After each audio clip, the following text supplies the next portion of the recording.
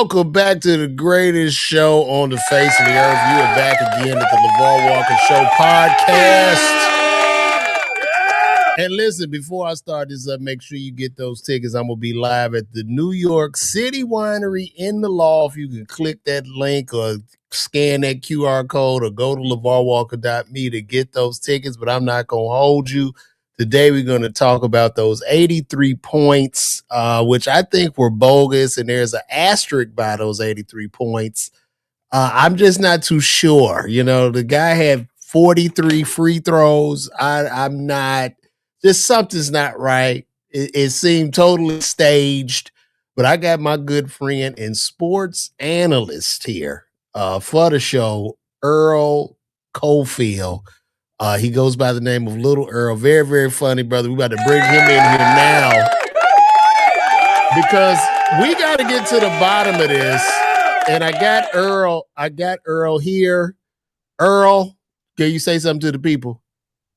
What's happening, people? I think LeVar's being an old nigga right now, but we're gonna have a conversation about it. Yeah, I mean, this, first of all, the league seems to be in peril. The league seems to be in decline. People can't find the games. The league doesn't really have a real face of the league anymore. The league is lacking heroes' journey stories. The league now, these kids that are playing in this league just seem to be robots running up and down the Well, court. They just we, shooting we have a perimeter. couple faces in LeVar, but the thing about it is that like we're waiting for somebody to make that jump to be the face. So like Wemby's right there, Ant's right there.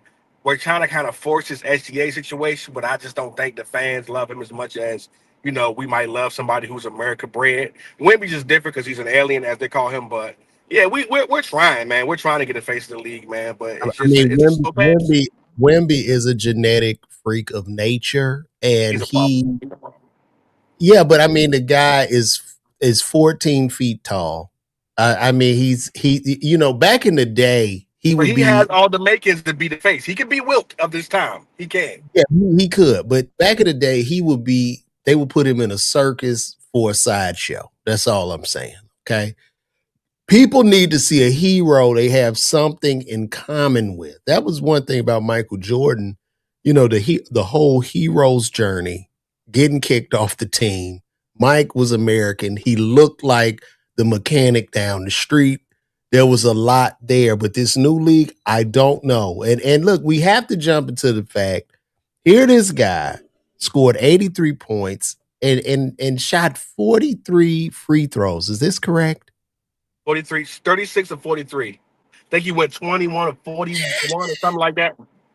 And you consider this 83 points that he made to be valid. I think we've argued, a lot of spaces have argued about it being unethical. Here's my problem with the unethicalness about it, right?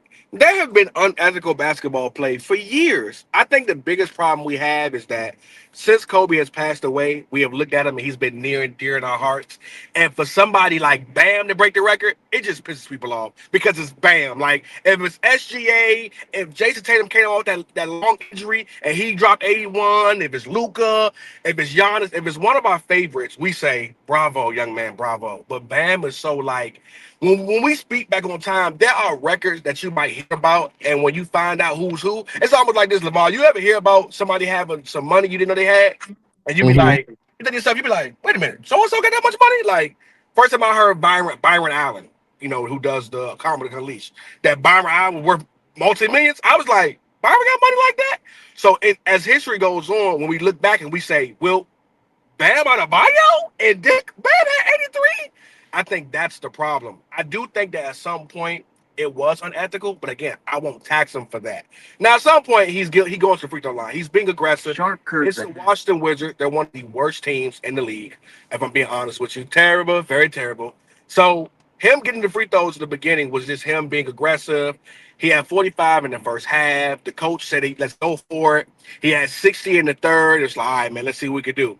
That last about 4 or 5 minutes of basketball, that's where it got kind of nasty. His teammates were fouling the other team to save time on the clock. Well, Look, That was when he got a little that last 5 minutes when he got to like 74, 71. Them last 12 points got a little weird.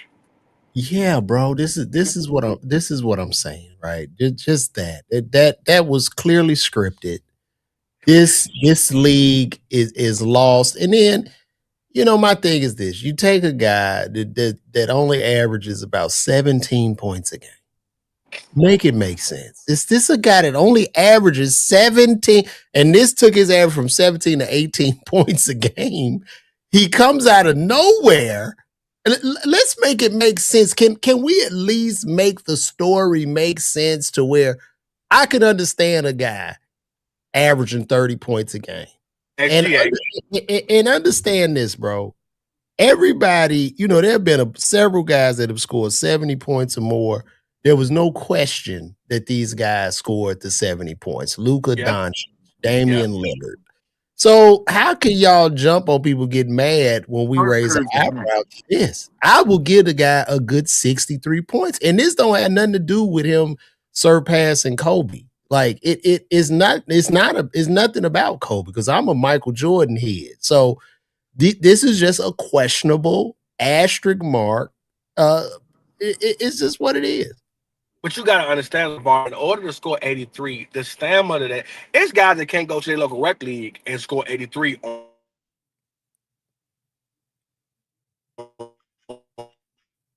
Uh-oh. Oh I man, do. now you kind of breaking up a little bit. You breaking up, Earl. Hello? You breaking up. Hello?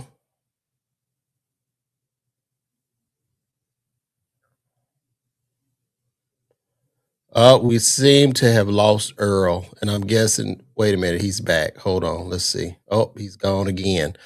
Uh, as I say, and I'm just gonna stand on that. I don't know what happened to Earl. Unfortunately, he must be in some bad weather or something. But my thing is that it's just an asterisk mark by the points. You can look at it however you want. If you believe that those points were the win, that's cool with me. He is a professional basketball player, and I give him all respect. But there's a point to me, like Earl said in the last parts of the game, that seemed a lot staged. Here comes Earl again. Let's see. Oh, Earl, you need to go home and get on the Wi-Fi, bro. I can't. This is crazy. Let me take him down again. Well, yeah, so it's definitely an asterisk by that. I really don't know. This is a kid from the South Side. What do he say? That's wrong. That man's a professional ball player. He earned the record. Give him his props. Yeah, he earned the record, but I still raise an eyebrow to it. Like, even in the industry, there's a lot of things going on that seem questionable. Let's see if Earl got a stable connection here. Here it comes. Hello?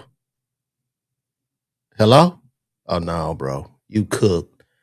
You cooked, bro. Give me a second. Earl, you are cooked, bro. You need to go get some Wi-Fi, man. You cooked, man. Hello? Yeah. Earl is cooked. He need to go home. Go home, bro. Get on the Wi-Fi. I can't continue like this. But anyway, I'm just not buying it. I got a lot of threats and people were mad at me in my DMs. They calling me an old head and all this, but it's okay. Me myself and lots of other people have raised a harsh eyebrow to this 83 points, and I'm pretty sure it's gonna go down in history, and it just won't be respected. It will not be respected. And Earl is cooked. Bro, just give up, Earl. Go home. Go home, dog. Go your ass home and get under some Wi-Fi because this is not gonna work. So that's what it is, guys. What's happening? 68th and Ashland. I guess that's somebody from the crib. Shout out to you, bro. But yeah, the NBA seems to be scripted. Nobody's really watching these games, it seems to be headed downhill. The NBA, the product of the NBA, it's just a bad product now at this point. Not to say that these guys aren't talented, that these kids can't play ball, but it's just the way they've changed the nature of the game. They've seemed to take all competitiveness out of the sport. People running by each other, everybody setting up doing perimeter shots. It's pretty much boring. It's like watching robots or watching somebody play 2K, which I believe pretty soon you can't even tell the difference of 2K on the game. That's probably what people will be watching in the future. Just put 2K on the screen and let people play. So, and then that's a great point too. Donatello 9538, the legal betting makes everything look, yeah, it's ridiculous. It's ridiculous. Everybody's running parlays. The league and these sports franchises are in bed with the gambling houses. And it's even dangerous for the players because everybody's betting on every single action you take in the game. People are losing their livelihoods, losing their homes, losing their cars because you didn't score X amount of points. And like I say, like Earl pointed out in the last 5 minutes of that game, who put the parlay on that? Let's go look this guy up.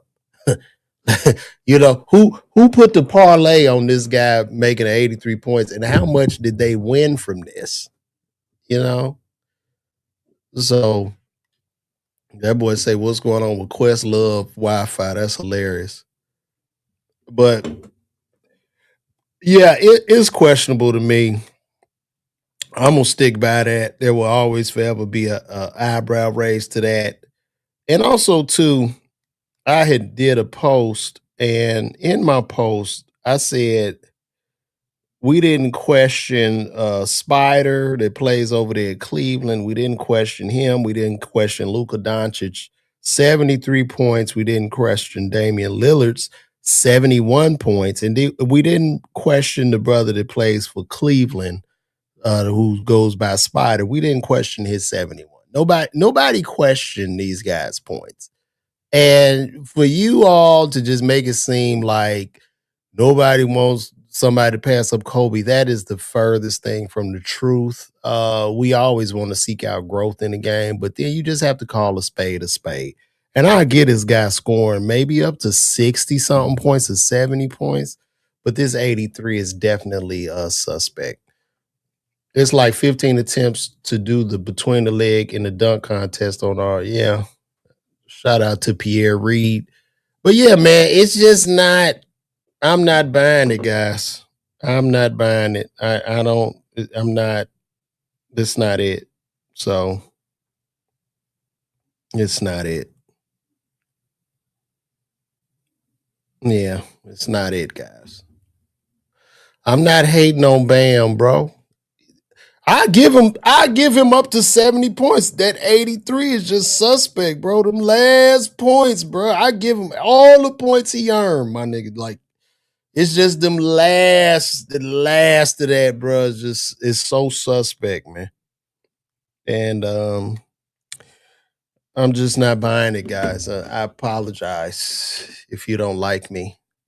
I don't mean to be a hater, but I'm not gonna ever be a hater. But a lot of times people take your assessment of the truth as hate, and that's okay. Yes, it is. If Bam was a solid 25 out of 10 play, okay, but the struggles to get 15 some night. Come on, Vincent. Tell me that's real. Like, what are y'all talking about, bro? Lack of defensive rule changes make true basketball fans look at current product. Exactly. No defense. It's just not a winning mentality. It's terrible. You know, these kids getting all this money before they lace their shoes up. You just got a bunch of spoiled, rich 8-footers running up and down the court. And it's very, very boring. And that is why everybody's pulling out the game. Earl is trying to come back again, but bro, you're going to have to go somewhere where there's Wi-Fi, Earl. It's just not working. He keeps trying to pop in. We at six. Let's see if this works now. Let's see. Now I'm stationed. We good, right? Connection good. I'm good Bro, now. are you by Starbucks or something? Yeah, I'm all good, baby. That's why I'm And, stationed, baby. I'm all and good. guys, if any of y'all have Earl lives in his car currently. So if you guys, I heard they call me Questlove. yeah, if you guys can go donate to Earl's GoFundMe, we're gonna get him a Starlink. Hey, the We're gonna Questlove. sponsor him a Starlink, so he can go live everywhere while he's Oh my driving. god, that's Oh yeah, hilarious. you could come back and chime in, Earl. But as I said, like you said, the last portion of that game seemed to be scripted. So It what? was a lot of, like I said, it was a lot of. Listen, when you're, he was forcing the issue at the end, but the thing about Bam is, Michael Beasley said it before. Bam is greater than we think he is. He just plays in that heat system where your man exposure wants him to do a certain thing. He wants him to defend. So he's not allowed to do what he wants to do. I hope in this opens it up now to where it ain't fluky and Bam can average 25, 26 points a game. You know what I mean? I hope it does that. But I ain't gonna lie, I get the understanding of when you at 71, 72, 73, and then y'all start fouling to save clock. But mind you, and like this thing you gotta respect though. The Wizards were playing 4-on-1, 5-on-1. I ain't never seen Michael Jordan get 5-on-1. They was not trying to have him be Kobe record. When he was at 81 with a minute left, it took Bam. He had to put extra effort in to get the ball, go to the cup, get fouled, get that 82, 83, and get the record. Again, I think the biggest problem with it is that what happened and how it happened and who it happened with, that's the problem. You might not be mad about Kobe, but a lot of people are. But I do agree with this, LeVar. What the game has become, oh my God. Listen, I watched a couple weeks ago.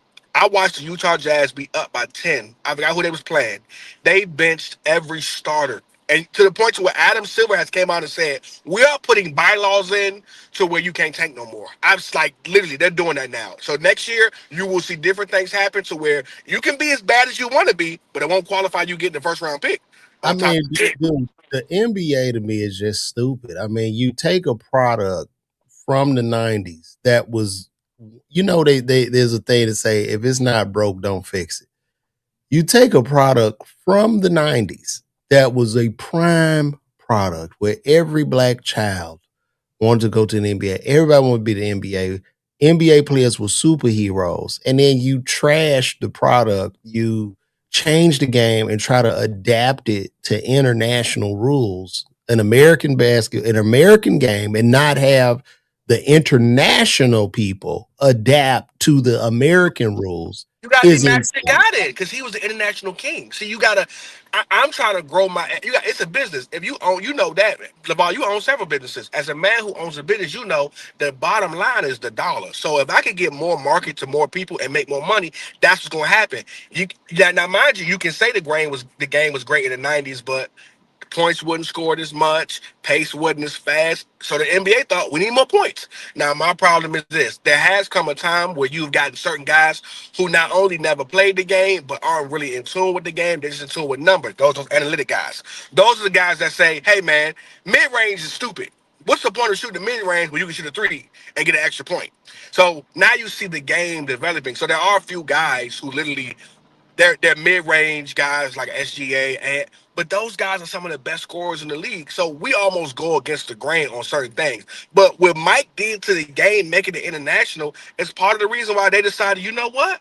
We need to have international players get the same type of love that American players get because that way we got more countries rooting for us. We got more dollars coming in, more people watching.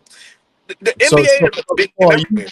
you saying that product, the league of the '90s and the defense and the slower game? Are you saying that the international fans of people overseas weren't turned on by that game? It ain't that. It's that game. It didn't suit. Like I'm gonna be real. We make these jokes and we play, but I'm a guy that's not on the side of just shitting on people. I look at somebody like Jokic. I look at somebody like Luca. Yes, at certain points you're right. I'm not saying Luca couldn't be good in '90s because some guys will say that. That's crazy. What I will say is that he won't have the same leniency, which means because Luca complains about fouls now, and this is foul nation in 2026, and you complain about foul now. So no, you wouldn't have got the foul from Gary Payton. You wouldn't have got the foul from Charles Oakley. You wouldn't like. We know Jordan went through what he went through with the Pistons, and how even now the Pistons have adopted a little bit of the old spirit, and we looking at them as bullies. Like, man, they don't play the game right, man. That Stewart and that Durant and that Kay Cunningham, they be beating players up over there. But that's what the game used to be. Now, guys like Luka, Jokic, no, I do believe that Jokic can still be productive no matter what era he play in. He wouldn't be this productive because you had to deal with David Robinson, you had to deal with Akeem Olajuwon, you had to deal with Shaquille O'Neal, you had to deal Bro, with Patrick Ewing, that's the and they wasn't going to just excitement of let the you do what you game. want to do. Nobody be smelling Jokic. See, my problem with that is the European players, not the Giannis's, but the guys like SGA at times. SGA get way too many fouls called. A guy like Jokic.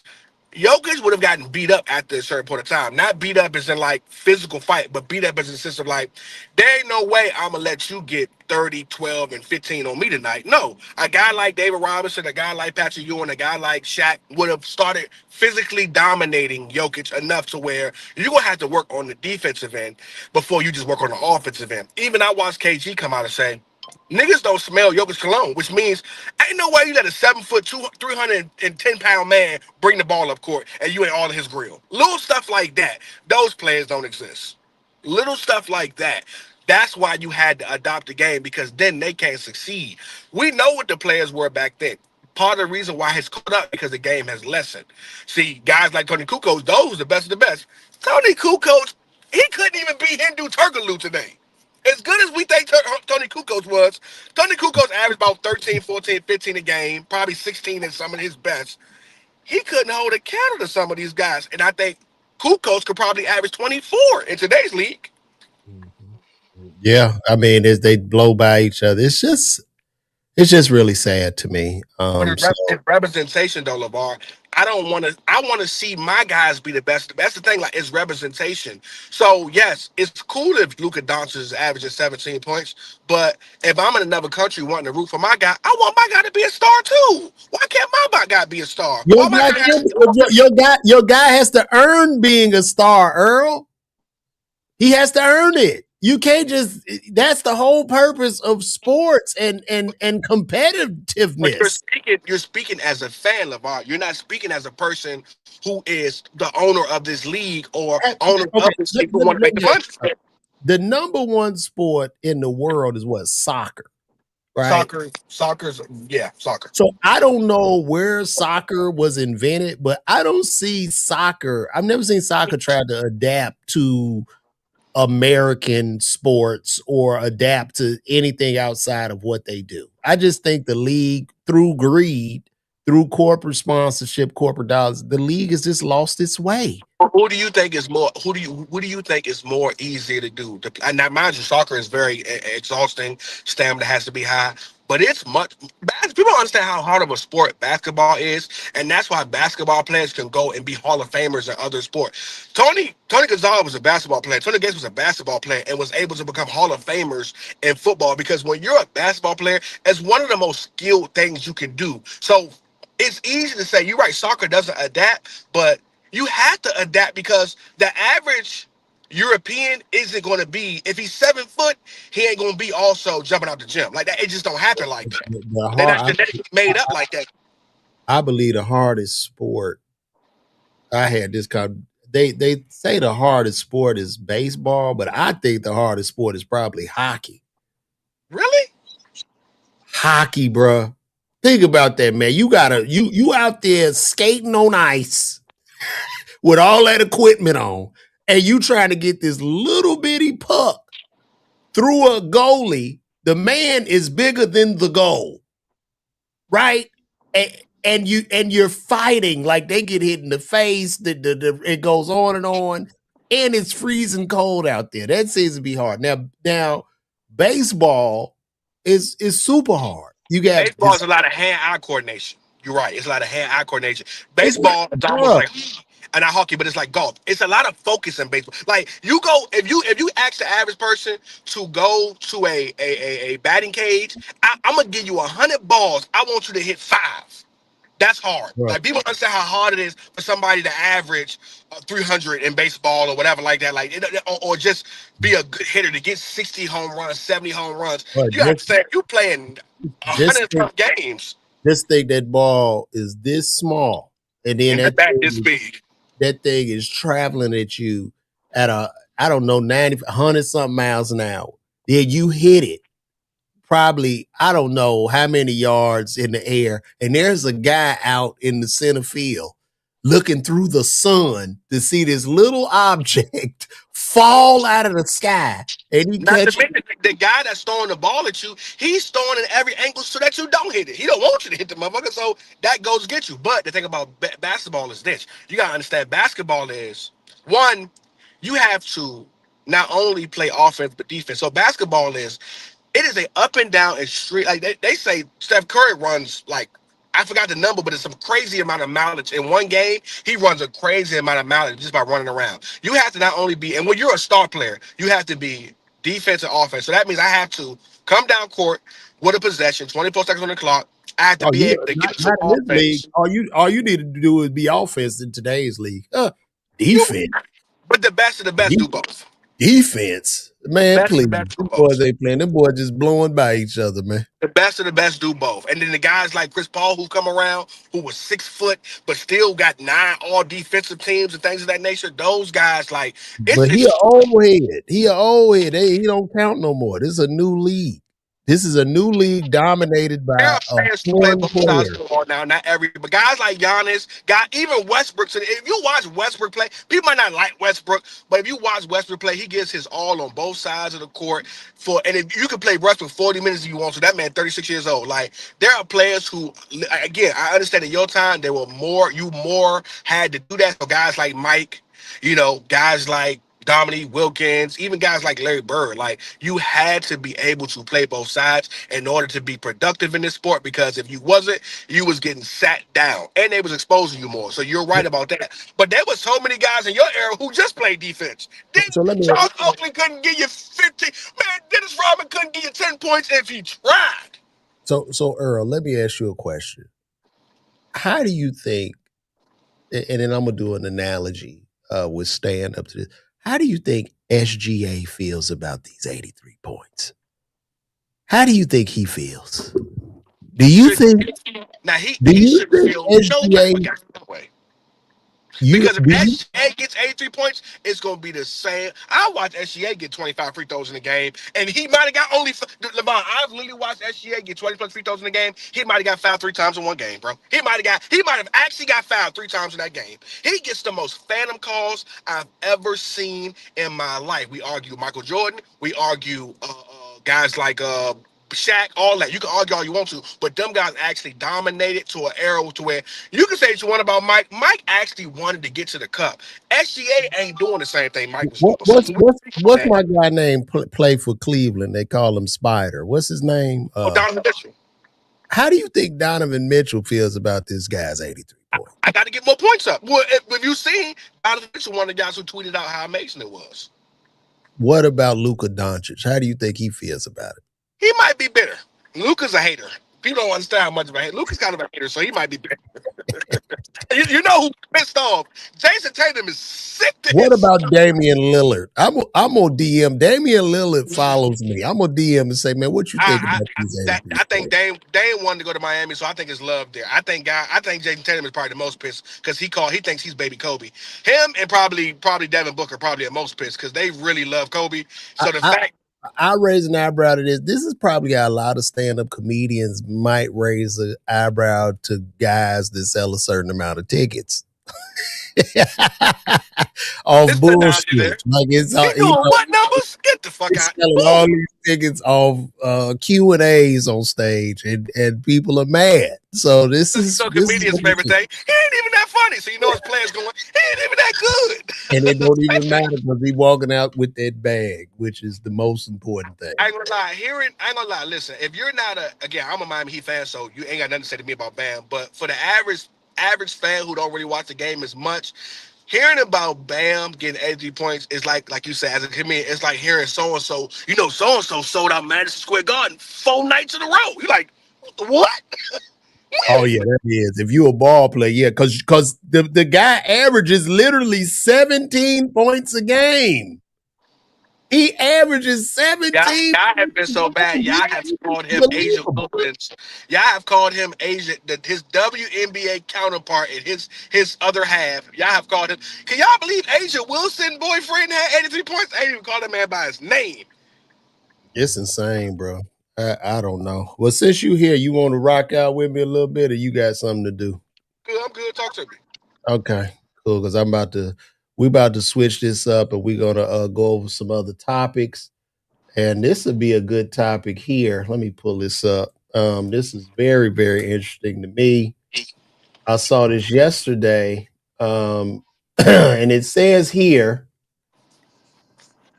Oh, this is good. Uh, it says here, and I had to share this screen with everybody. Mm-mm-mm-mm. I know you ain't about to show me no more NBA with Dwight and Amy because that been in my No, no, no, no, no, no. Since we are talking about basketball, Magic Johnson's son EJ mm. says that he specializes in turning straight men gay. So Oh my this God. is the final boss that I guess you meet before you reach pure gayness. I don't know if you if you go to some castle where Oh yeah, you're this is straight real. and you go to this castle and this is where you meet EJ, who is the final gay boss before he turns you gay. And you know what's interesting about this? I got some gay homies that swear they only date straight men. And I tell them, like, bro, you're deluded.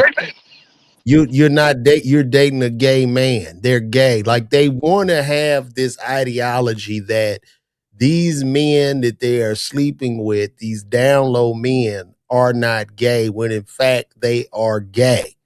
Once you cross the penile threshold, you you have reverted. You can't come back. You're over there. You Well, can't there be are people out there, in the words of Tyler Perry's of good movie. There are people out there that it all depends on who's doing the bending. They think that as long as I'm doing the bending, I ain't no, gay. no, no, no, no, no, no, no. You're gay. Okay. Listen, any of my gay homies or fans that are watching this, there's nothing wrong with being gay. The only thing I would say, there's just some delusion here. Yeah. You know? You You can't call yourself can't go lay with a man and because you are ashamed of yourself, you laying with them, and you go, I ain't gay, right? They getting up, I ain't gay. You're gay, and it's okay. they did. You know how you know that old word. You know I don't know. You know this YouTube, but like you live. They take my dick. Yeah, I don't know what you're talking about. Yeah, like you're gay, and it's okay. Like we Well, have you know, in to. the black community, there's no such thing as bi. In the older black community, ain't no such thing as bi. If I one don't. I with a don't. man, you lay You down with. know. Even when it comes to bisexuality, right? I don't necessarily believe in that when it comes to a man, and I'm gonna tell you why. Okay. I think like a lot of men, are ashamed to be gay, right? A lot of them take shame in that for whatever reason. And I'm not saying you should be ashamed gay. I'm not, I got love for all my gay brothers and sisters out there. Absolutely. One of my favorite family members is gay. But Great time. but I think with that fight of I don't really like myself, you know, I, you know, I'm going to say I'm bi, but you're really just gay. You're really gay, bro. You're not bi. You're a gay man. I just think it's weird for easy to come out, and this is real. It's sad because I think it's just weird for you to come out and say you specialize, because in a sense, it's almost like you're looking for a man who's consider himself a heterosexual, almost to see if you can like. But you play a dangerous game with that because, like as I know, Levar, if you come onto the wrong guy, it could be a problem. It So could be a like, problem. And I and unfortunately, think straight because a real straight man, heterosexual male, if you're hitting on them or you're flirting with them, like I got a story I've told before. You're gonna laugh. Fuck you. I never forget. I'm from DC. There's a place called Fireplace. Okay. It's Mm-hmm. see if you know, you know, you're from DC area. So I went to a Z Burger, um, right beside it. Z Burger sells steak and cheese. This burger. It's kind of almost like Five Guys, but not as expensive. I went and got me a shake off the late night. Went and got me a shake, cup burger, fries. Never forget. Now, mind you, the gay club is right next to it. So in the let out, a lot of them go to the Z Burger. It's late at Mm-hmm. night. I'm with one of my homies, Mitch. You know him. I get out the car and I go get my food, and there was a gay dude in the corner, and he kept saying good night to me. So I know he's talking to me, but I'm ignoring him because I'm like, I'm not bullshit. He just kept going, good night, good night. So I feel like he was kind of stunting on me because he was full of gay guys. So he felt like, I'm gonna kind of get my shit off. Same way men do sometimes when it's a bunch of men and you see a girl, and normally if it was just you and that woman, you wouldn't talk to her. But the fact that your homie's with you, you got a little bit more braveness. So finally, as I'm walking out, he goes, I said good night. So I kind of spazzed on him. I said, hey man, I heard you the first time, man. Stop fucking playing me before we have a problem. And he did. He went, ooh, I like him spicy. Oh, Do nothing about it, Lamar. I couldn't do anything. Right? you can't do that. Yeah, because as soon as you would have hit him, you're going to jail. That's a hate crime. You're going to jail. Now, When he told me, ooh, I like him spicy, I was like, yep, that's it. You got me beat. now, in regards to EJ, I'm gonna say this, right? It seems like EJ, the way he's talking, that's how them jailhouse niggas talk. Yep. They Yep. be in jail. They see, and they want to bend you. They want to turn you gay. That sounds the same way. So EJ probably would have a great time in jail. If he was in jail, he can turn out a lot of bodies in there. So yeah, EJ. Go for what you know. I don't like, I specialize in turning straight man gay. That's just And not then and cool, then too, man. It's just not cool. the only thing I would say, and this might seem somewhat wrong, I just don't think. How tall is EJ? Let me see how tall EJ Johnson is. EJ Johnson height. Okay, EJ is 6'2", right? EJ probably wears He's size not 14. 6'2". Huh? He taller than 6'2"? He's taller than 6'2". They got him as I've 6'2". seen him next to his father. His father every bit of 6'9". Either got to be 6'5", 6'6". He's damn near right next to Magic, bro. With no heels on, with flats on, Oh he's yeah, standing I'm the same looking. size as Yeah, Magic. I they know Magic. lying. Yeah, this man is 6'6", 6'7". And I'm gonna say He this. got it. I I think I just swim the think Magic together. am They I about the same height. am I wrong for saying there should be a height cutoff for gay? I think over 6'6", 6'7". We got to stop right there. You can't be that big. You're too tall to be gay. I think it should be his my thing. You do what you want to do, first of all. But I do believe that at a certain height, you should be only doing the bending. Like there should be no 5'11" man bending over a 6'7" nigga and going to bounce. Bruh, and then you gotta Flying look in at those them gay shoes. trees. That man wears a size 17 shoe, man. You gotta look at that How do big you, long foot. how do you even put a size 17 shoe over your head, man? You know when you with your lady, you put the hands, the Man, leg go up here. How you put a bruh, size 17 up here? Up here. Lord, oh God, it's getting. Well, we gonna get off this topic. God bless EJ. But you only dating gay men, EJ, and you see them. And I think they sense each other out. Like I've been hit on before by a gay man. You know what I'm saying? And I'm not gay. You know, but I think they sense out kind of who's gay, and then they try to act on them be like them being gay or something. I think Yeah, that's I have heard in my past from gay people that I know that it's a sense. You can sense when a man is, and you got to be very careful about the men who are overly. I don't want no gay people around me, and all like they got cooties almost. You got to be careful of those guys too. I've heard in the past. Oh yeah, yeah, yeah. That shit is like Should I'm feel because I can tell my people right here. My people do know this. One thing about LeVar Walker, I'm honest. And if I was gay, my nigga would be standing in here with me right now. I have a big old nigga sitting there, and what? You like a I'm big like, this nigga? my man right here. I don't give a damn. You'll know if I was gay. Shit, This I nigga bigger than you, huh, Lamar? I yeah, have yeah. He might be big or whatever. He'll be right in there with me. So, it's what it is. But I heard that LeVar said if he was gay, he don't want no short king. and I'm only going over that because I guess that's what women like. They want a big old nigga. Strong, What I mean? They strong like man. and dude, what's so funny? I be following the dude King 6'8", what I mean? Because he get all the O's. And I just be in awe. Like they stop, they look at him. Yo, literally, bro. Like I'm with you on the king, nigga. I have never, like, bro. I just don't know what that life look like, bro. Like, Yeah, even, bro. you could be as handsome as you want to be at 5'10", but something about this 6'8", like they be stopping, and I've never seen so many. Like literally, we live different worlds.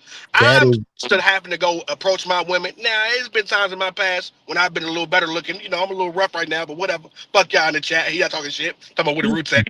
But I approach time to time. But to live in a world where 75, 80% of the time you ain't even got to do nothing, here they come to you. But if I have no idea what that world looks like. bro. And then what pisses me off about this guy, and look, it ain't no, I just get jealous because I always It's legit envy of like, let, damn, let brother. me tell you something. King 6'8" is like, how you get a new shirt or a new sweater? And you look in the mirror like, oh, I'm about to kill him tonight. And in your mind, when you look in that mirror, you're like, boy, when I go out, they go. That's how you feel it. That pretense is how his life is. He got the new shirt on or the sweater, and the women just come on to the guy. But the only gripe I have with this guy is he talks about, yo, King, yo, it's not about your height. It's about your aura, King. It's about your Shut up. aura. King. I'm like, bro, you don't even speak to these hoes. Not a bad looking guy. I know a lot of women think he's handsome. If you was 5'9", 5'10", brother, stop it, brother. Because you know what's so crazy? When you tall like that, LeVar, you ain't even got to be famous. I could be Usher in the club. A nigga 6'8" walk by, a woman gonna be like, oh, who that? Just Bruh, nah. come on, man. At my height, and this is why guys 5'8", 5'9", 5'10" are entertainers because you have to do so much extra to peacock You for know the how woman to talented you see got to you. be at You have to be 5'9", loud. You have to be, 5'10"? huh? You know how talented you got to be at 5'8", 5'9", 5'10" to get the same looks a nigga who's 6'8" and don't do nothing Bruh, get? it's a rough life. You have to go in front of Crazy people and Fox. strangers and tap dance like a big old nigga, like them 6'10" niggas. They don't they don't even have to have jobs. They take care of these. They can lay up on a woman. Bruh, listen, I got to tap dance. I got to juggle. I got to be charming, You can do an opera. entertaining. I gotta be dancing and shit all the time. This is hard. This is a hard life at this height. I'm telling you, man. So That'd be so good. he needs to You know, stop. when you went to school, I went to school with certain ball players who was 6'5", 6'6". And look, LeVar, I'm gonna be honest with you. Some of these niggas be ugly. I ain't gonna lie. Some of these NBA niggas be. I heard Mutombo used to knock him down. Mutombo been an ugly nigga my whole life. Mutombo Bro, has been ugly my whole life. Rest in peace to Mutombo. I don't care what you say. He was an ugly nigga. Okay, he was a weird looking nigga. He had a real groggy voice, but he was also 7'1". Okay, and I wow. heard he the hoes. Okay, But if we think about this, right? If we associate height to sexual attractiveness in females, dude, what does the dwarf have to do? The little person. If you a little person, bro, that has to be a very, very rough life. As a you know what's so funny? How often do you see? I've seen the tall dude date the really short girl. Shit, Glorilla's about 5'2", 5'3". I met her in person. She's little. She's about 5'2", 5'3". I've seen Brandon Ingram since high school. He went to Kingston. He's every bit of 6'10", 6'9", 6'10". The man, bro. or see the guy date the actual little person who's not just like a girl who's short, but the actual little person. You'll see a dude 6'5" date an actual little person, have a baby with an actual little person. How often do you see the 5'8" girl date the little person guy? Doesn't really happen. It happens. I mean, if you Kevin Hart, It's so rare. if you Kevin Hart it, hold on. Don't make me laugh. Don't do this, Var. Var. Hold on, Well, Var. Kevin Var. Hart that though. Kevin Hold Hart did the host Oscars and Emmys and BET Awards. Come on, movies and millions of Bro, do dollars. you see the level you gotta be at that height? You know what I'm saying? That's insane. I heard somewhere Cosnet said he up to make about 35, 40 million a year. Cosnet every bit of 5'2". That's what you got to And, do. and, and, That the and pocket better be tall. yeah, and see, being like me, I consider myself uh, a tall, short man and a short, tall man. That's a rocky, rough place to be in. Yeah. Okay, all right, I'm different. and On my stepmother side, who's like I don't call her step. I'm just differentiating. On my stepmother side, they all little people over there. They small as hell. My brother's like 5'5". My stepmom's like she thinks she's 5'2", but she ain't been 5'2" for about 20 years. and, She about 4'11". So on her side, I'm tall. I'm 5'9". I'm over there. I'm towering over them. When I go to my biological side and my 2'6'3" brothers, oh, what's up, little nigga? Oh man, what's happening, baby? Like and it's see, and see this now. This goes into that. Now we do another transition, and this shows that Michael Jordan was sent here by God oh my with god. a 5'8" father. Well, no, a 5'9". I think his daddy might have been 5'6", 5'7". He was like, yeah, he's 5'8", something like that. Because his Yeah, brother was Marcus, or whatever his name is. His brother 5'8". was 5. His mama 5'5". Everybody in Jordan's family is 5'9". Literally. Nobody over 5'9". And these are both of his biological parents, Yeah. meaning this man growing to be 6'6" was a genetic freak of nature. And he was He ordained go by from like God. 5'9" to like a summer. Yeah, he said he would just get on the swings and stretch himself. Like he would just hang Oh, he would hang on the park on the thing, just hang and try to stretch himself out. But the man grew to 6'6". And that's why he don't even make sense. You can look at all them other players, you understand why they 6'8", 6'9". It's genetic, but genetically speaking, this man should not be 6'6", bro. Like if we absolutely. really think about it, Michael Jordan should be a 5'8" mechanic that never made it working in Wilmington with a lawn service. Like he would have a lawn service and fix cars as well on the side. That's the reality of what he should be. But God, He when from in the God south, steps deep in, south.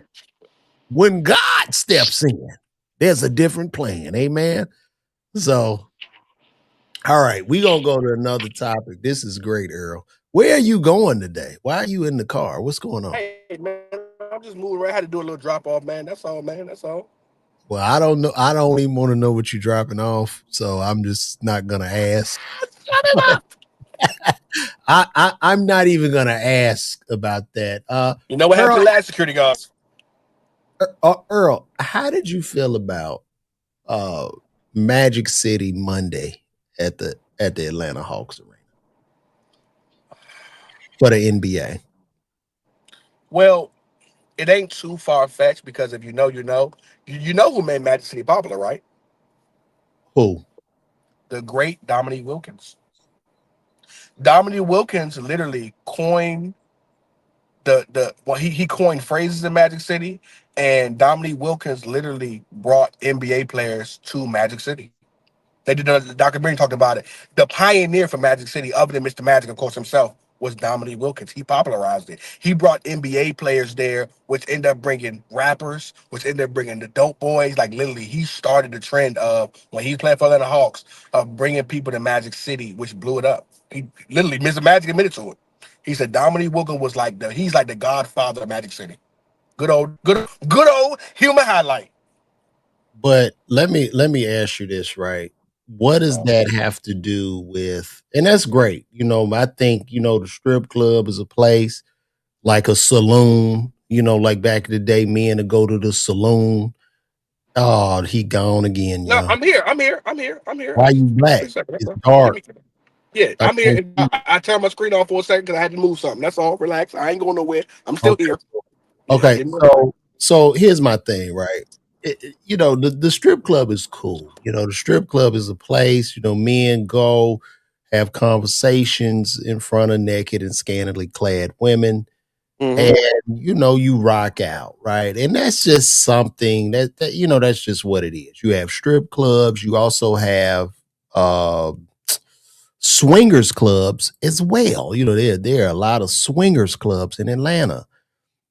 Now there was the big deal in Atlanta in regards to Magic City Monday, because you can't partner. A strip club could never shouldn't be able to partner with a professional basketball league, which shows Not with me, the NBA brand. That's disgusting. Like, you, come on, guys. What are we doing? yeah, Not that with the is NBA brand. right. And what's so sad, what's even sadder is there are a lot of guys, there are a lot of people that were somehow a lot of people were somehow rooting for this and getting mad because the NBA canceled it. And I'm just like, and I get it. The NBA got to the end of this, they printed up these hoodies and they did all this and they sold all these tickets for this game. And then finally someone had some common sense to say enough, because understandably so, this is targeted to black people. It's targeted to black people, but it's going on a national scale. So when you push a night like this on a national, worldwide, international scale, it just tells the world, okay, this is what black people want. Yeah, And there are kids who have no idea what Magic City Monday is. So imagine you live in the state of Atlanta and you're taking your son to a Hawks game on a Monday, and your son is here. Oh, he's 8 years old. What's Magic City Mondays? So he's thinking, oh, maybe Magic City Mondays is just dude, Monday's magical. and But I just think it's so irresponsible for a lot of our celebrities to not understand why this is not a good, or why it wasn't a good play. You know what I mean? And yeah, to we those push guys, strip club culture. yeah, but to those guys that even champion it, they never can seem to answer my question. My question is, would you want your daughter working at Magic City? No, Would you drop your daughter off with that G string and bikini? If you won't, then you can't be for this, my friend. you are You know what I awful mean? for So even saying that. they just straddle the fence. And Atlanta culture, it's one thing. Atlanta does have a rich culture, but it's another thing Rich- for Atlanta subculture. Those are two different things. Atlanta culture and Atlanta subculture coexist, but they're far two different things. When I think of Atlanta culture, I think of the civil rights movement, Dr. King, Abernathy, Hosea L. Williams. Black I think Hollywood, of you know. Pastels. I think of, Tyler Perry with the studios. I think of a lot of positive things with black people, but subculture is here. Subculture is the celebration of the strip club. Or sub celebrations also, sub celebrations The also. celebration of the street Freaky. music, and people getting shot in the streets and all this, Yeah, that and you can't leave your car unattended at the gas station. They will steal your exactly. shit. This is all Atlanta subculture, and And for we know, of course, the down low brothers. They swear are full of letters are full of that happens. yeah, they swear that too. But I mean, if you gay, you gay. Like Yeah, it's that's everywhere. I think Atlanta just popularized it. That's all it is. well, not Atlanta. I mean, I thought it was San Francisco, but for whatever reason, I guess it's here. I don't know, But bro. I don't think we correlate black men and women with that culture in San Francisco where we do in Atlanta. That's what it is. True, true. But this is great. Let's see what else we got. That's great. So you are against you are against them having the Hawks celebrate Magic City. No, Or only NBA team that should be having Magic City Mondays is the Orlando Magic because they are actually yeah, the I mean Magic. I think that was kind of the thing, because they were playing the Orlando Magic, as you can see, Hawks versus Magic. So that was kind of the spinoff on it, but it's just But not we know what Magic City is in Atlanta, so that's right. not good. It's tasteless. It's So very tasteless. you would agree that was unwarranted and unnecessary. Yeah, now you can't you know what the culture is behind it. It's almost there's certain. I'm gonna give you a prime example, right? Remember when Michael Jordan did that commercial and he had the Hitler mustache and how we tore that man apart? Mm-hmm. There's so much history behind that mustache, same way as so much history behind Magic City, that is like, you got to be better than that. I know you might say, man, well, we don't mean what they wanted to mean, but yeah, just what we know it as.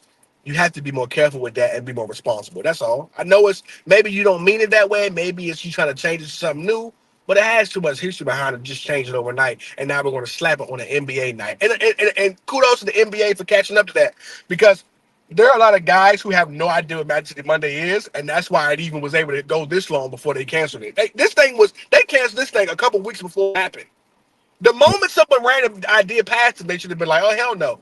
But because people are not in tune, somebody must have whispered somebody in and said, "You know what Magic City is?" And they went, "Oh hell no! You tried to pull a fast one on us. Try to pull a fast one on us." Yeah, this is it's really sad, man. Especially when people taking their kids to the games, man. Come on, man. What you going? And what was Magic City Money going to be? Wings and titties? Like what were they going to actually do that night? It's insane. Uh, so thank you. That's good. That's the first time you ever made sense, Earl. Um, but we're gonna go to our next topic, and this is insane to me. But right now, let me put this on the screen. Right now, as you can see on here, gas is $8.21 in California. Yeah, Uh, I've lived there, so I know it's expensive. You get and used to it though, weirdly enough. hold on, let me see some. Let me see. Can you hear that?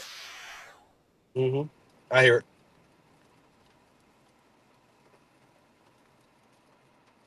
Propane. I don't think. Let me see something. Can you hear me I now, heard. Earl? Everybody, they don't even Yeah, I believe can Can it. you hear hear you. me? Yeah, 821. You can hear me? You might as well get you All a right. horse. might as well get you a horse. They weren't lying, guys. What I mean, LA is just on this decline, bro. I don't see how LA is sustainable. Um, we've had conversations in regards to Hollywood being on a collapse. How is this sustainable, bro? $8 in gas. There are no productions moving currently in Hollywood. I think there's still the same. That there's still the mystique of Hollywood and what it was and where what it used to be known as. And because that mystique still lives, Hollywood still it still moves on. There are not enough people who know or not. There are people still on the outside world who look at Hollywood to be Hollywood. They look at Hollywood to be Hollywood. The Hollywood signs, stars, entertainment, Paramount Studios, Universal Studios. They still look at it to be that. But most of the people who've lived in California or have frequent California know what California has become, especially since the fires. But yeah, again, it's just not enough people have enough knowledge. That's all it is. And tell me what was your life like how long did you live in LA? About a year. Because Earl is a comedian, guys, and he did move to LA. He was living I believe his Hollywood dream out there. And that's when he went homeless and everything spiraled out of control. The drugs, the Oh part my God. the Diddy parties where Earl got diddled several times. It's Yeah, niggas who's no, fake. but like it just seems to be falling apart, and I don't know where it goes. I just saw where, and I'm trying to pull this up now. There's a Chinese AI company that's putting out full movies in AI, and I mean these are I've really seen a couple of previews of like we talking about like 5 minutes of a movie where I promise you, LeVar, I couldn't tell if it was the real movie or not. I seen somebody do an Avengers. So the new Avengers coming out is supposed to be, I can't think of the name of it right now, but Doomsday. Someone did a AI version of Doomsday. LeVar, I thought someone had leaked the movie. It was so good. let me I see if thought someone leaked the movie. It was so good. I'm gonna see if I can find that. Yeah, it's a Doomsday AI leak, and it's so good you would think it was the real movie. This is insane. I think I have it. I want to see if I can get a clearer shot. Let me see. Let's pull this up, guys. Oh my gosh, it's insane. You see it? Let's see. This might be it. Let me add it. Add this to the. Why is this not add? Here we go. Let's take a look at this, guys. This is Now, this. mind you, this is all fake, y'all. This is all AI. So, what's the plan? We need to find other superheroes from different universes and form a team. Johnny Blaze, we need your help. That's right. Woo! I don't know what happened to the sound, but this is insane, bro. This is all AI. That's insane. This was done on a laptop. They typed this out, guys. They use prompts. They use credits to make this. And this would easily be a $200 million movie that can now. This has never happened for real. This has never happened for real. Look at this. That's insane. And it's so funny to me that how Hollywood cries out like they're not going to be using this technology to make these movies. This is not real. This is all make believe. Who is the? Ooh. Why does this look better than the real though? In a world where things seem real. In a world where Hollywood once I thought that was really die. Goddamn. Until Hollywood lost it all with a computer. Welcome to the new world where they don't need actors. They don't need writers. All you need is a Wi-Fi and a laptop, and you can create the movie of your dreams. That's right, boys and girls. Hollywood is dead. It's officially dead. Look at this shit. Look at this shit. That's really Chris Evans. That's really Hemsworth. This is insane. So listen, my brother. This is why they fought. This is why they fought for the writer's strike, because y'all don't understand. Trying to be the entertainer in this business is, our likeness is what gets us paid. You pay to go see Denzel. You pay to go see Michael B. Jordan. You pay to go see Dwayne "The Rock" Johnson. If there's a world to where you don't have to show up to the studio, we can just make the movie with your likeness and with somebody, and with basically you, but the AI version of you playing in the entire movie. Not only that, but now, not only do I not have to pay you the money that I would normally pay you for being on set, but now when you die, I can still use you years after. Could you imagine how many Bruce Lee movies would still continue on? But here's the thing: what you saying with the strikes and all that, and people using their image and likeness and this, that, whatever.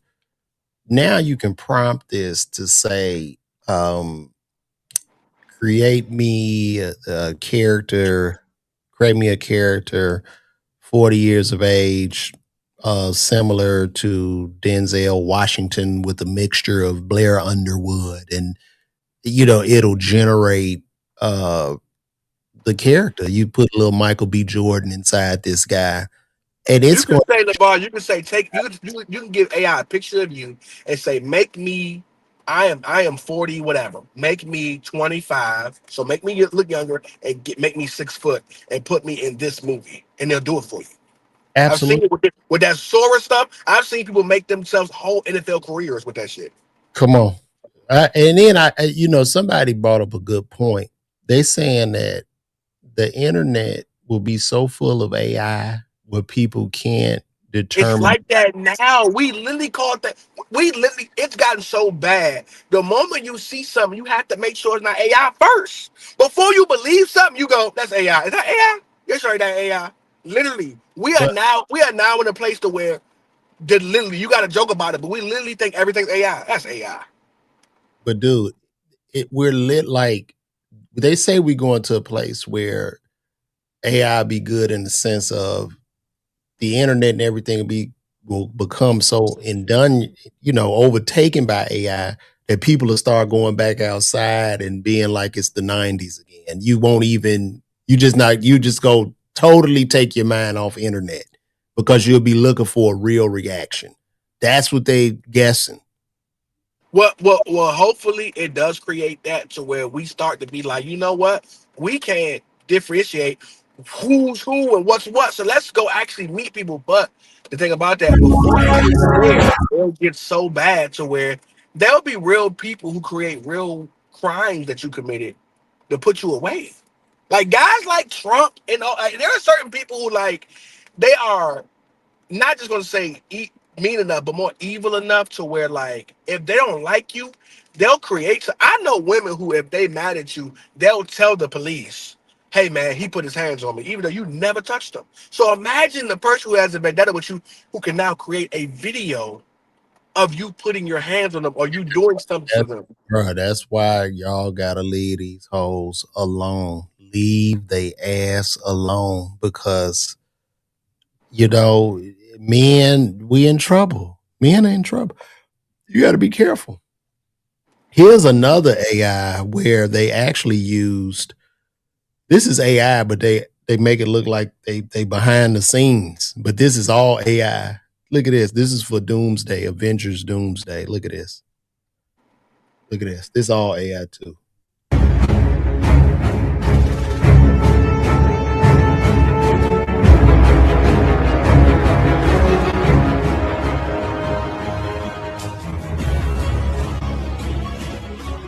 This is all fake.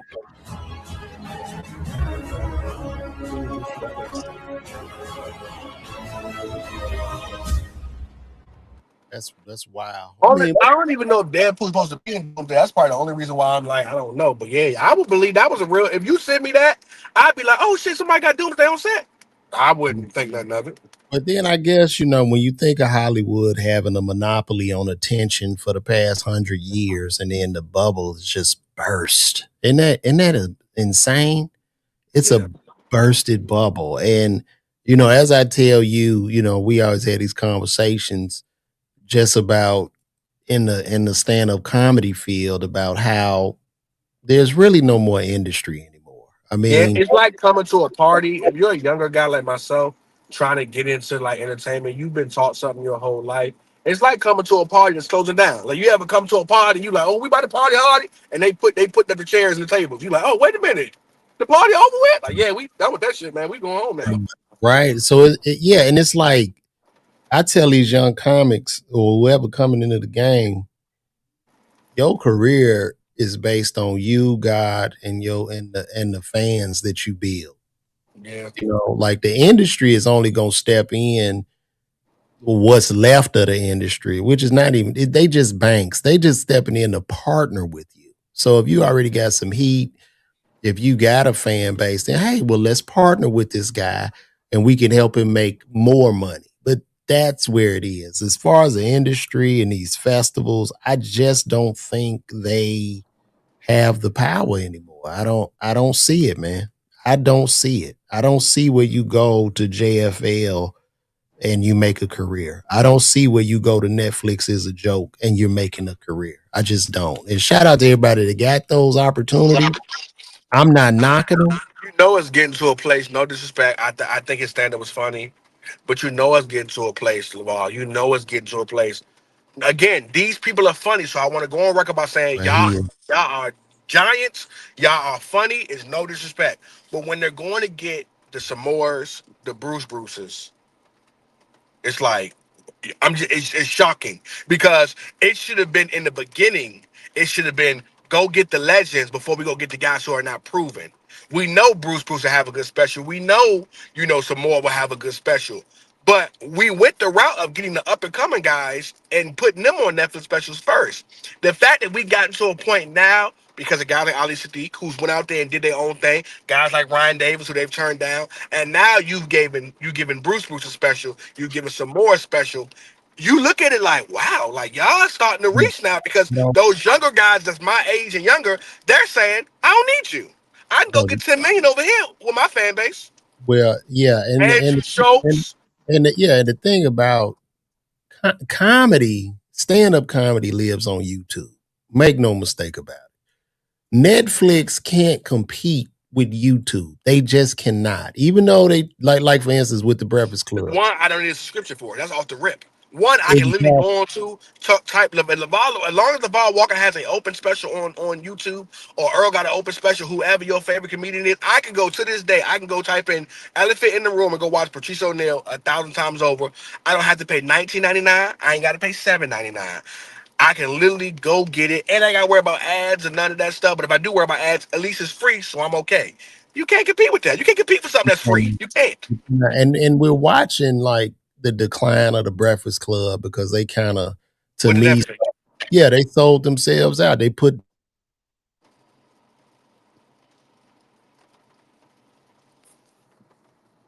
Netflix, but at the same time, you can't change a 12-year or 15 or 16-year human behavior overnight. It's just not going to work. You see, Justin Larry came out and said that they have it now with their deal with Netflix, where Netflix is basically telling them they can't put full episodes on YouTube anymore. No, it was a bad deal. I knew it was doomed from the start. And I started to say something, but you know how people just And it's hate, you why, know. say what y'all want to say, but it's why the Joe Buttons of the world, as much as people like to play with Joe Budden, he stands tall on being his own person and doing his own thing, because you can't make him do nothing he don't want to do. He got his Patreon, he got his YouTube.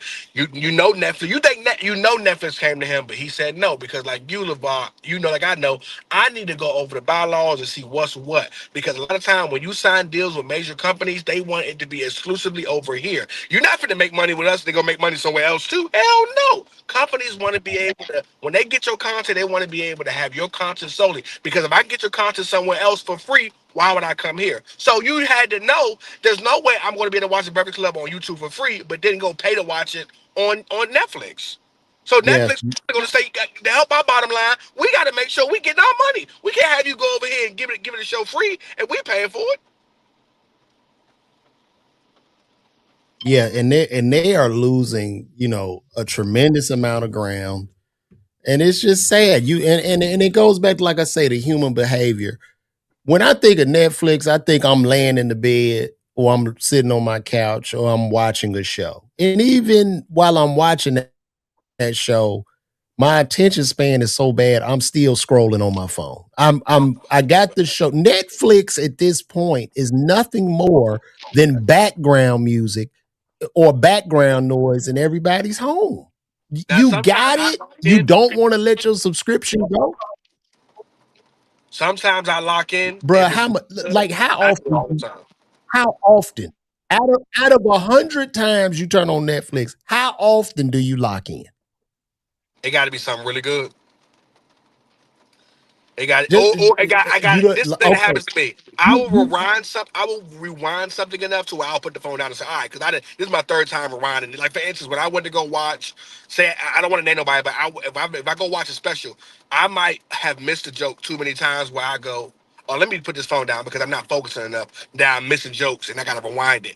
I'll do that. But like you said, dude, my phone gives me phone time at the end of every week. It's insane how much phone time we spend on our phones throughout a week. I'm about to look up my phone time. Hours and I hours mean, I and mean, hours. I live on it because I'm low key making a living off of this. So it's probably 12 hours or something. It's insane. I don't know where that screen time thing is, but If you go to set, that's you should be able to go to settings and type in screen time and just search and it'll show you all right. Here we go. I average 10 hours and 57 minutes a day. a day. Think, 10 think, hours. think think about that. There are 24 hours in a day. You 10 sleep. hours. The average person sleeps about 8 hours. So Yeah. that So that's means between the 8 hours you sleep, now you're down to 16 hours, right? Those other 6 hours you might be, those are times when you might be with your loved one or you might be out and about, so you're not really into your phone as much. But you leave yourself 6 hours in a 24-hour day of doing other stuff because of how much phone time you have. That's insane when you think about it. I know mine probably more than that. Mine probably like 13. bro, we cook. I mean, but like I say, with the Breakfast Club, it's like I don't even see them. So I guess after this contract expires and they got all that money. So how long do you think this contract is? They probably signed like a 2 or 3 year contract. I don't think they signed it for that. Like I do think Breakfast Club is smart enough to know that this is brand new. It's not solidified, so we ain't gonna go to a long term deal because it's not I think solidified. I So think probably I 2 or 3 years. think if you had a well, I can't really I can hear you, but you're not moving on the screen. But if you on Netflix that long or you abandoning your base for 3 years, I'm wondering how difficult will it be for them to come back. And it just seems like the competition will increase so big that there'll be a new Breakfast Club that's going to emerge probably in the next 5 months. It's just going to take their But steam. what we don't speak on either is that as the audience gets older and the new audience gets younger, them younger. My nephew don't want to see Charlamagne and DJ Envy. No, they would much rather see somebody younger and more They, in want tune with. to see they watch academics. That's their Breakfast Yeah, Club. why would I go watch? No, if I want to get my everyday news, or I might just watch somebody who's funner, like Joe Budden or one of these newer guys coming up. But if I'm 20 years old, 19 years old, but I don't care about you. They try to get Justin Hilarious and stuff like that, which is cool. But like, if I'm young, LeVar, what the fuck I want to do with Breakfast Club? I don't. These old good guys. Yeah, I just don't see them as they're losing this fan base. I can't. I don't want them to lose. I like the Breakfast Club. I think it's a great platform, but I think it's just going to be very, very hard to gain that footing back, bro. A lot of it has had to been a money play because most of us do that because it's a money play. We give you a certain amount of money, you throw it our way, we try it out, and then we see it ain't what we thought it was. Grass ain't growing on the other side, as they say, and now we have to go back to what we know. Guys like Charlemagne, Charlemagne has his own entity, but there are people like, I don't know them exactly, but Envy and Jess Hilarious and them, they're getting a good amount of money from Breakfast Club, as Charlemagne probably is too. But we know Charlemagne has made his money outside of Breakfast Club too, because he's built himself a brand and an entity. You know what I mean? So I look at it like, as much as you want to like say you would think that what they built they would keep. When that money get thrown at you, man. And sometimes you see the writing on the wall, as we always talk about, way before. So at this point, you're just getting the last couple bags you can get before it's obsolete. Yeah, it's changed. Yeah, bro. Breakfast Club used to be like, I knew when a guest was coming on. I Like that think was go to. I think the new wave. I don't. I think now when I think of stand up, everybody doing stand up, going hard with the stand up, especially my generation. And then we just watched it. It was almost like a switch flipped in 2014 where content creators like took over stand up comedy.